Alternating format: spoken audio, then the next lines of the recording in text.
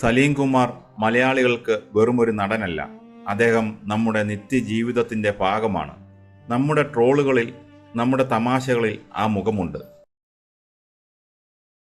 എറണാകുളം ജില്ലയിലെ വടക്കം പറവൂരിലാണ് അദ്ദേഹം ജനിച്ചത്. മിമിക്രിയിലൂടെയാണ് കലാരംഗത്തേക്ക് വരുന്നത്. കൊച്ചിൻ കലാഭവനായിരുന്നു അദ്ദേഹത്തിൻ്റെ തട്ടകം. അവിടെ നിന്നാണ് സിനിമയിലേക്കുള്ള വഴി തുറന്നത്. കഠിനാധ്വാനം മാത്രമായിരുന്നു അദ്ദേഹത്തിൻ്റെ കൈമുതൽ. തുടക്കത്തിൽ ചെറിയ വേഷങ്ങളായിരുന്നു, പക്ഷേ കിട്ടിയ വേഷങ്ങളെല്ലാം അദ്ദേഹം പൊന്നാക്കി. സലീം കുമാർ സ്ക്രീനിൽ വന്നാൽ തിയേറ്ററിൽ ചിരി ഉണരും. അതൊരു പതിവായി മാറി.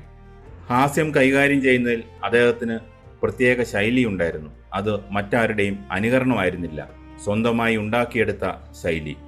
ശരീരഭാഷ കൊണ്ടും ഡയലോഗ് ഡെലിവറി കൊണ്ടും അദ്ദേഹം ജനങ്ങളെ കയ്യിലെടുത്തു. നമ്മൾ ഇന്നും ഓർത്തു ചിരിക്കുന്ന എത്രയോ കഥാപാത്രങ്ങൾ. മണവാളൻ, പ്യാരി, കണ്ണൻ സ്രാവ്, ഈ പേരുകൾ കേൾക്കുമ്പോൾ തന്നെ നമ്മുടെ ചുണ്ടിൽ ചിരി വരും. ഒരു സാധാരണ ഡയലോഗ് പോലും സലീം കുമാറിൻ്റെ നാക്കിലൂടെ വരുമ്പോൾ അത് ചരിത്രമാകും. ട്രോളന്മാരുടെ രാജാവായിരുന്നു അദ്ദേഹം. സലീം കുമാർ ഇല്ലാത്ത ഒരു സോഷ്യൽ മീഡിയ മലയാളികൾക്ക് ആലോചിക്കാൻ പോലും വയ്യ. പക്ഷേ സലീം കുമാർ വെറുമൊരു കോമഡി നടൻ മാത്രമായിരുന്നില്ല. അദ്ദേഹത്തിൻ്റെ ഉള്ളിൽ ഒരു വലിയ നടനുണ്ടായിരുന്നു. പ്രേക്ഷകരെ അത്ഭുതപ്പെടുത്തിയ ഒരു കരിയർ ഗ്രാഫാണത്.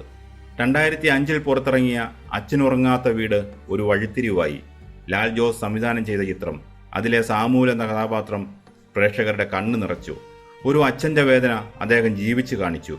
ആ വർഷത്തെ മികച്ച രണ്ടാമത്തെ നടനുള്ള സംസ്ഥാന പുരസ്കാരം അദ്ദേഹത്തെ തേടിയെത്തി. അവിടെയും തീർന്നില്ല. 2010 മലയാള സിനിമ ചരിത്ര നിമിഷത്തിന് സാക്ഷ്യം വഹിച്ചു. സലീം അഹമ്മദ് സംവിധാനം ചെയ്ത ആദാമിൻ്റെ മകൻ അബു, ഹജ്ജ് കർമ്മത്തിന് പോകാൻ ആഗ്രഹിക്കുന്ന ഒരു വൃദ്ധൻ്റെ കഥ. അബു എന്ന കഥാപാത്രമായി സലീം കുമാർ പരകായ പ്രവേശം നടത്തി. ഇന്ത്യൻ സിനിമയെ തന്നെ ഞെട്ടിച്ചു. 2010 മികച്ച നടനുള്ള ദേശീയ പുരസ്കാരം അദ്ദേഹത്തിന് ലഭിച്ചു. അതേ വർഷം തന്നെ സംസ്ഥാന പുരസ്കാരവും നേടി. കോമഡി നടൻ എന്ന് മുദ്ര കുത്തിയവർക്കുള്ള മറുപടിയായിരുന്നു അത്. അഭിനയത്തിൻ്റെ കൊടുമുടിയിൽ അദ്ദേഹം എത്തി നിൽക്കുന്ന കാഴ്ച നമ്മൾ കണ്ടു. പ്രതിഭ തെളിയിക്കാൻ സലീം കുമാറിന് ഒരു വേഷം മാത്രം മതിയായിരുന്നു. 2013 അയാളും ഞാനും തമ്മിൽ എന്ന ചിത്രം വന്നു. മികച്ച ഹാസ്യ നടനുള്ള സംസ്ഥാന പുരസ്കാരം ലഭിച്ചു. ചിരിപ്പിക്കുക മാത്രമല്ല, കഥ എഴുതാനും തനിക്കറിയാമെന്ന് അദ്ദേഹം തെളിയിച്ചു. 2016 കറുത്ത ജൂതൻ എന്ന ചിത്രം അദ്ദേഹം സംവിധാനം ചെയ്തു. ആ ചിത്രത്തിലൂടെ മികച്ച കഥാകൃത്തിനുള്ള സംസ്ഥാന പുരസ്കാരം അദ്ദേഹം നേടി.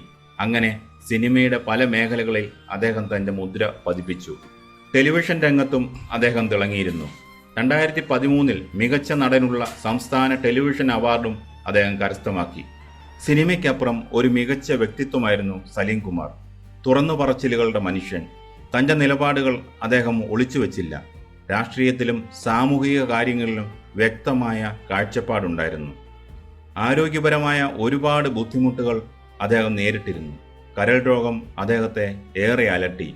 കരൾ മാറ്റിവയ്ക്കൽ ശസ്ത്രക്രിയയ്ക്ക് അദ്ദേഹം വിധേയനായി. രോഗക്കിടക്കയിലും അദ്ദേഹം തളർന്നില്ല.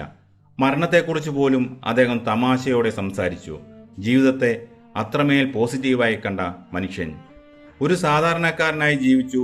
മനസ്സിൽ തോന്നുന്നത് തുറന്നു പറഞ്ഞു. ആരെയും വെറുപ്പിക്കാത്ത പെരുമാറ്റം. അതുകൊണ്ട് തന്നെ സിനിമാ ലോകത്തും നാട്ടിലും അദ്ദേഹത്തിന് ഒരുപാട് സുഹൃത്തുക്കളുണ്ടായിരുന്നു. അദ്ദേഹത്തിൻ്റെ വിയോഗം മലയാള സിനിമയ്ക്ക് നികത്താനാകാത്ത നഷ്ടമാണ്. ആ വലിപ്പം നമ്മൾ ഇനി കൂടുതൽ തിരിച്ചറിയും.